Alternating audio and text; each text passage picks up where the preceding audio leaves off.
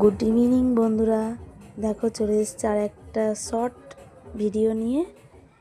এই যে এখন কাল হনুমান পুজো উপলক্ষে আমাদের রাস্তা দিয়ে ঠাকুর নিয়ে যাচ্ছে।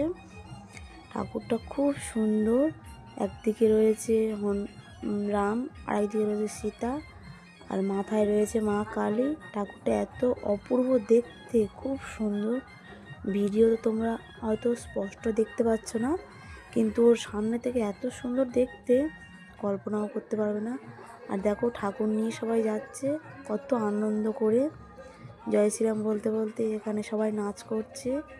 সঙ্গে আবার দেখো মোটু পাতলু, আবার জোকার, সবাই আরও অনেকে যাচ্ছে কত আনন্দ করতে করতে।